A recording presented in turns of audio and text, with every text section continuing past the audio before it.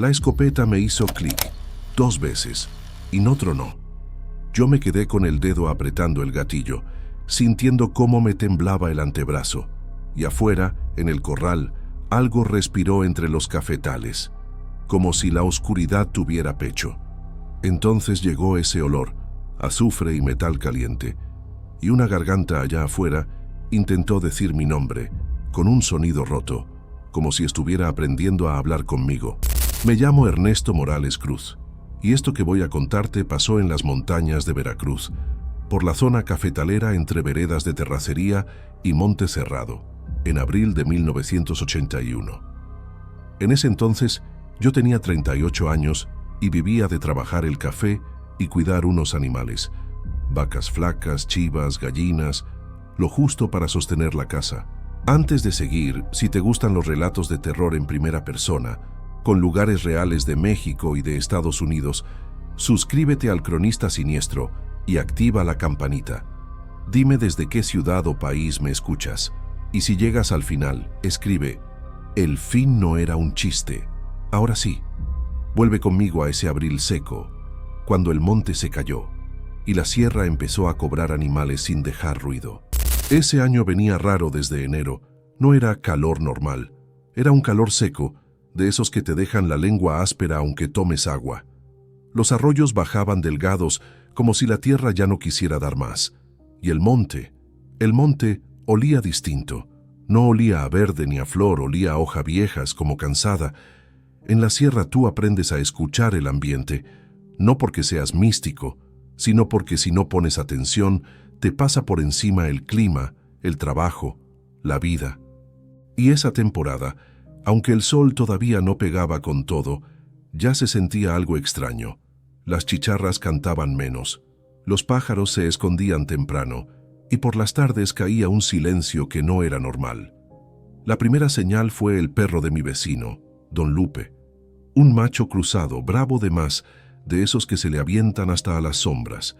Don Lupe lo encontró tirado junto al gallinero al amanecer. Yo fui porque en el campo uno no se hace el sordo.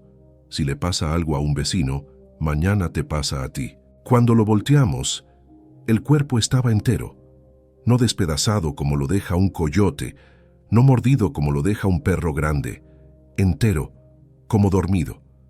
Pero en el cuello, del lado izquierdo, tenía 2 agujeros perfectos, redondos, limpios, como hechos con algo fino y duro. Don Lupe, que no era hombre de exagerar, me miró con los ojos hundidos. Neto, aquí no peleó, aquí lo apagaron. Yo me agaché, le levanté el hocico. Las encías estaban pálidas, casi grises. Hice un cortecito pequeño en una pata, lo mínimo nomás para ver, y no salió lo que tiene que salir. No voy a meterme en cosas desagradables. Solo te digo esto. Era como si el animal estuviera vacío por dentro, seco, y entonces me pegó el olor. No era el olor normal de animal muerto, era una mezcla agria que se te mete por la nariz y te deja el estómago volteado. Azufre, sangre vieja y algo como hierro caliente, como cuando raspas metal en una fragua.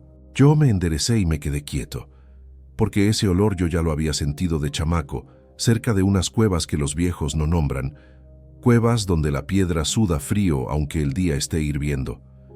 «Ha de ser enfermedad», dijo alguien, «o un jaguar de los que bajan del cerro». Yo no discutí, no por miedo a hablar, sino porque hay veces que tú sientes que las palabras no sirven, como si decirlo en voz alta lo acercara. Esa noche, mientras me lavaba las manos en una palangana, el olor seguía ahí pegado. Me restregué con jabón, con ceniza, con lo que encontré, y el olor no se iba, y algo más pasó. Mis gallinas, que normalmente se suben solitas al palo antes de oscurecer, se quedaron abajo apretadas en una esquina, calladas, como si no quisieran estar solas en lo alto. Mi esposa me preguntó si todo estaba bien. Yo le dije que sí, pero no le conté lo del olor. Porque esa noche, te lo digo así de hombre a hombre, yo no quería que mi casa se llenara de miedo, pero cuando el monte se queda callado, el miedo entra solo. Esa fue la primera madrugada en la que me desperté con la sensación de que alguien estaba parado afuera, escuchando mi respiración, esperando a que yo saliera. Y yo no salí. Yo pensé que quedaría en eso. Un animal raro, un susto de sierra, algo explicable. Pero la semana siguiente la sierra empezó a hablar por boca de los vecinos. Primero don Mateo, 3 chivas, luego Chema, 2 becerras, luego un muchacho nuevo que rentaba un pedacito de tierra, 15 gallinas tiradas, todas juntas, como acomodadas, todas con las mismas 2 marcas en el cuello. Lo que más nos inquietaba no era la pérdida, era la forma. No había destrozo, no había rastro de pelea, no había sangre en el suelo, no había plumas regadas, nada. Y lo peor, pasaba de madrugada, sin ladridos, sin escándalo. Los perros, que normalmente anuncian cualquier sombra, amanecían con el rabo entre las patas, metidos debajo de las casas, temblando, como si ellos sí supieran lo que era y no quisieran verlo. Ahí fue cuando alguien dijo que andaba un veterinario joven revisando plagas y vacunas con cafetaleros grandes. Se llamaba Rodrigo. «Tráiganlo», dije, «que venga a ver si su ciencia entiende esto». Rodrigo llegó a la cocina de don Mateo con un maletín negro, lentes, bigote ralo, educado correcto, de ciudad pero sin soberbia, al principio. Nos saludó uno por uno, se sentó derecho, sacó libreta. «Me dijeron que hay muertes extrañas en animales», dijo. «Quiero ver los cuerpos». Lo llevamos al corral. Las chivas estaban tiesas, ojos abiertos, lengua afuera, como cuando la muerte llega de golpe y el cuerpo se queda con la última cara. Y había algo raro. No había moscas, como si los insectos también evitaran acercarse. Rodrigo se puso guantes delgados, abrió el cuello de una chiva y su cara cambió. Intentó esconderlo, pero tú no escondes lo que te golpea por dentro. «Esto no es normal», admitió. «No parece veneno, no parece mordida de depredador». Alguien, un viejo de manos manchadas de café, murmuró. «Como si algo chupara por dentro». Rodrigo apretó la boca. «No hablemos de monstruos», dijo, y su voz sonó más dura de lo necesario. «Hay patógenos, hay enfermedades raras, todo fenómeno tiene causa». Yo me acerqué, le hablé bajito, sin faltarle. «Mira, muchacho, aquí vivimos del monte, sabemos cuándo algo es de este mundo y cuándo no. Esta fedentina no es normal». Rodrigo no respondió, solo siguió revisando, tomando medidas de las marcas, dibujando distancia entre perforaciones. Y en sus ojos había una pelea interna, la necesidad de explicar contra el miedo de aceptar. Esa tarde me preguntó algo que me hizo bajar la voz. «¿Aquí se han contado historias de algo así?» Yo lo miré fijo. «Aquí las historias no se cuentan para entretener, se cuentan para prevenir». Rodrigo tragó saliva, y te lo juro, en ese instante dejó de ser el veterinario. Se volvió un hombre joven parado frente a un lugar que no entiende. Esa misma noche, ya en mi casa, yo volví a sentir el olor, no tan fuerte, pero como un recordatorio. Azufre suave, hierro caliente, como si alguien estuviera cerca, respirando lento. Mis perros no quisieron salir, rascaron la puerta por dentro, desesperados, como pidiendo que no los dejara afuera. Y ahí cometí otro error. Los dejé entrar al cuarto. Porque cuando tú estás inquieto, buscas compañía, aunque sea de animales. Me acosté escuchando su respiración, y de pronto, los 2 perros se callaron al mismo tiempo. No dormidos, callados, tensos, como si alguien hubiera pasado rozando la pared. Yo abrí los ojos, sentí el corazón en la garganta, y escuché, muy leve, como uñas sobre madera, allá afuera, tanteando. Me quedé quieto, no me moví. Porque te digo algo y créeme, hay momentos donde tu cuerpo te grita no mires, no por cobardía o por instinto puro, y mientras yo me hacía el dormido, supe que algo estaba caminando cerca del corral, sin hacer un solo ruido, y que, tarde o temprano, iba a querer que yo lo viera de frente.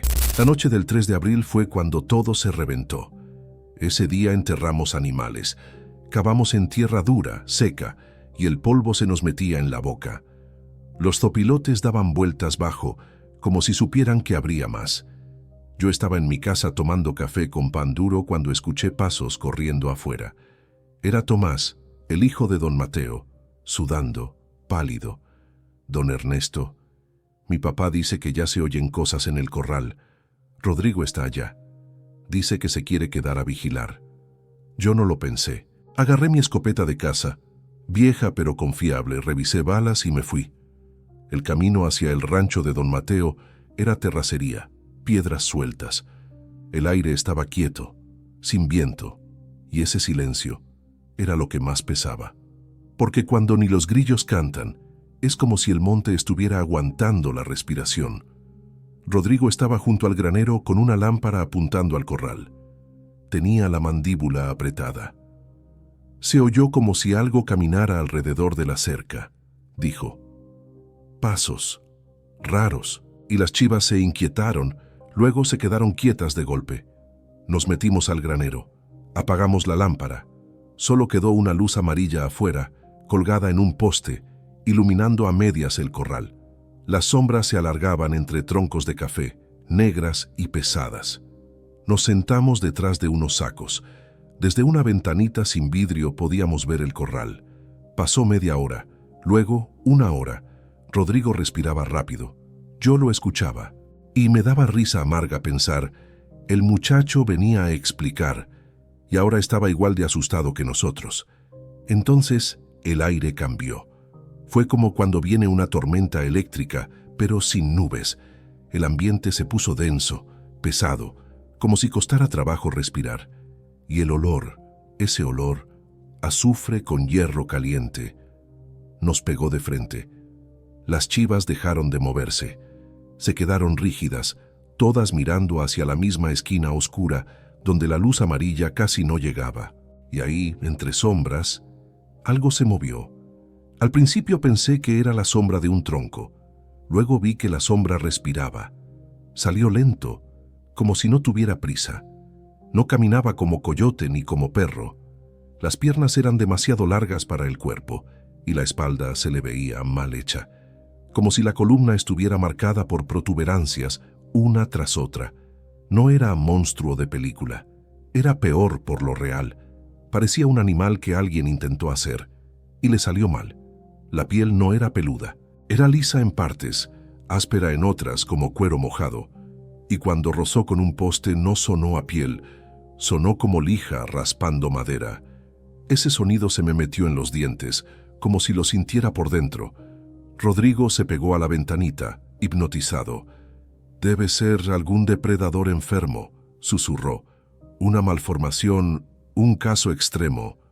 «Cállate», le dije. «No le pongas nombre». Yo levanté la escopeta, le apunté al pecho, donde se marcaban costillas desde lejos.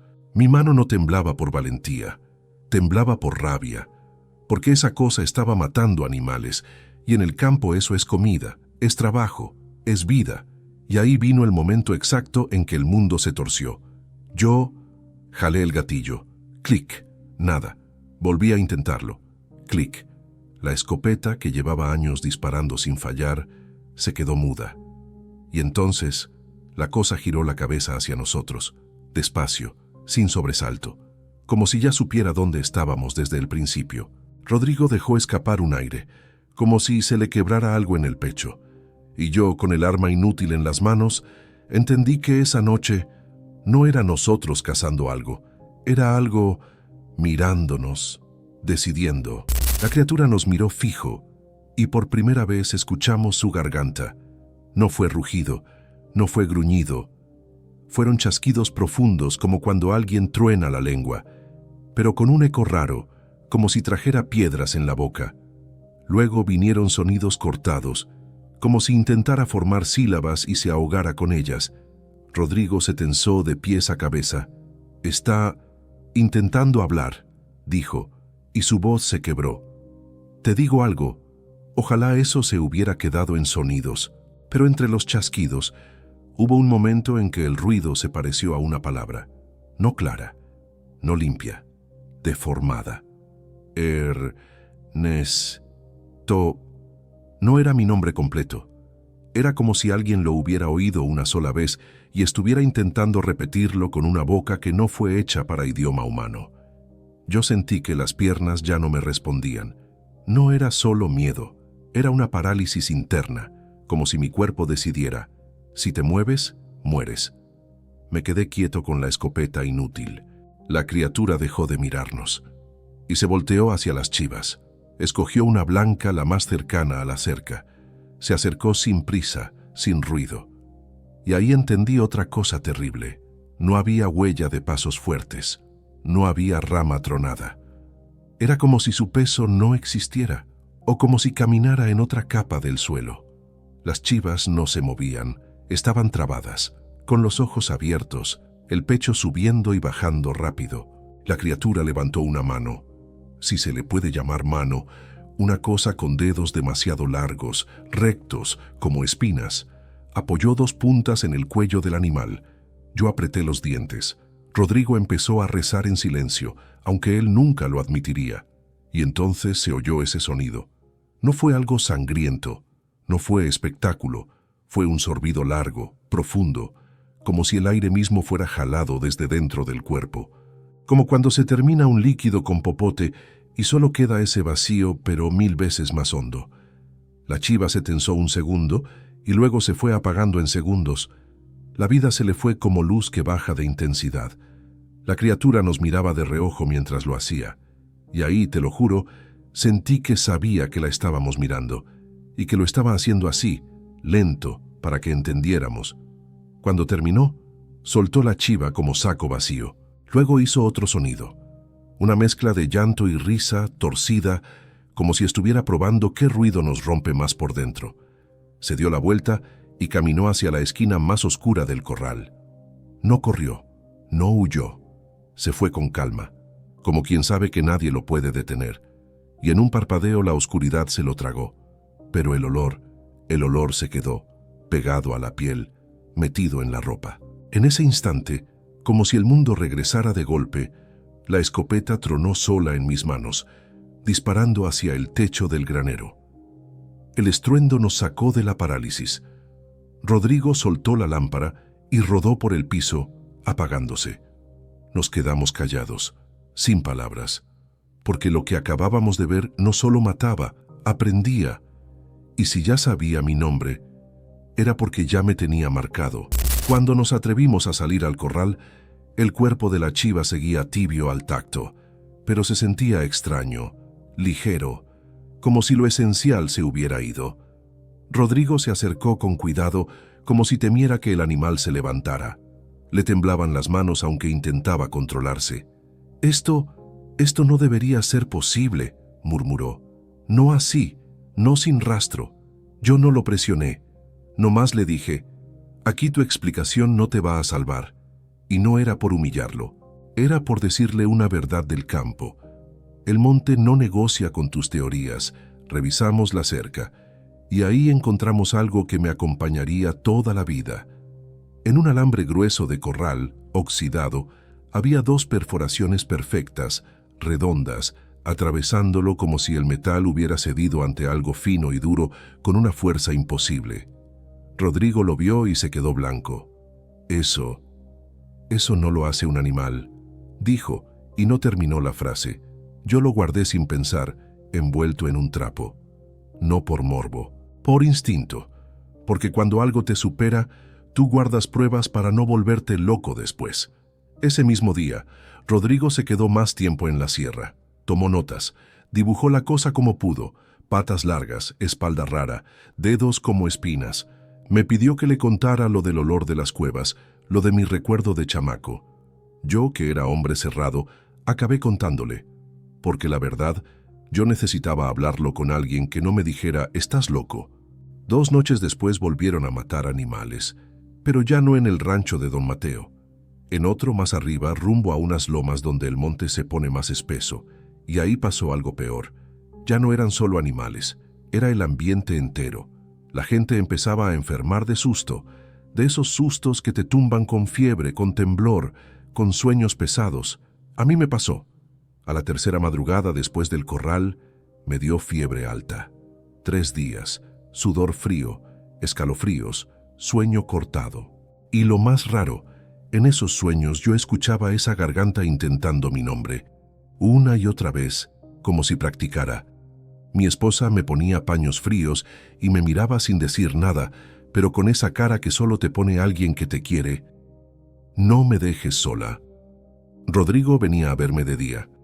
Se sentaba en la cocina y tomaba café sin probarlo. Tenía ojeras. Él, que al principio hablaba seguro, ahora hablaba bajito. «Ernesto, esto no es un caso aislado», me dijo una tarde. «Es como si la sequía lo hubiera despertado». Yo lo miré. «¿Y de dónde crees que viene?». Rodrigo tardó en contestar. «De cuevas, o de algo que estaba enterrado», dijo. Y no sé si enterrado sea la palabra. Esa noche, Rodrigo se quedó solo en el granero de don Mateo. Dijo que quería verlo otra vez, que necesitaba confirmar. Nadie quiso acompañarlo. Yo no pude ir. La fiebre me tenía amarrado. Al día siguiente, Rodrigo se fue. No se despidió del pueblo. No hizo ruido. Nomás dejó una nota para mí, escrita apurada con letras temblorosas. «No le pongas nombre, no lo mires de frente si vuelve. Si escuchas tu nombre en el monte, no contestes». Eso fue lo último que supe de él. Nunca lo volví a ver. Y ese detalle, esa desaparición limpia, fue lo que terminó de romperme algo por dentro. Porque una cosa es perder animales, y otra es entender que el monte también puede tragarse a un hombre de ciudad, sin dejar rastro. Y si se pudo llevar a Rodrigo, entonces podía llevarse a cualquiera. Hoy yo ya estoy viejo, tengo la voz cansada y la espalda doblada. Y te digo algo de tú a tú, cuando escucho que la gente se ríe del chupacabras, yo no me enojo, yo me quedo callado. Porque reírse es un lujo que tú tienes cuando no lo has olido. Yo lo olí, y lo vi, y escuché una garganta que no era humana intentando decir mi nombre. Si tú me preguntas cómo sé que no fue imaginación, yo no discuto, no hago teatro, solo hago esto. Abro un baúl de madera que era de mi abuelo y saco dos cosas. La primera, ese alambre de corral oxidado, con dos perforaciones perfectas, redondas, como hechas con herramienta, pero que nadie pudo explicar en el pueblo. La segunda, un pedacito reseco pegado a madera. Parece cuero viejo, pero cruje como papel grueso. Lo arrancamos de una tabla de la cerca, donde la cosa se raspó al pasar. La madera quedó marcada como quemada, y eso quedó pegado. Y aunque han pasado años, todavía guarda un rastro de olor muy leve, pero ahí metal, su humedad, algo caliente. Esa es mi prueba, mi recordatorio. Y aquí viene lo que me cuesta decir. Hay noches, no muchas, pero algunas, en las que el viento baja del cerro con ese mismo olor. En esas noches mis perros se meten debajo de la cama, como si volvieran a ser cachorros, y yo no abro la puerta. No por valentía, por respeto, porque hay cosas en la sierra que no vienen a asustar, vienen a cobrar. Vienen a recordar que el monte no es tuyo. Tú nomás trabajas encima de él. Si llegaste hasta aquí, escribe la frase clave. El fin no era un chiste. Y dime algo en serio. Si una noche, en el campo, tú hueles azufre y metal caliente, sin razón, ¿tú saldrías a ver o te quedarías adentro, en silencio, esperando que pase de largo?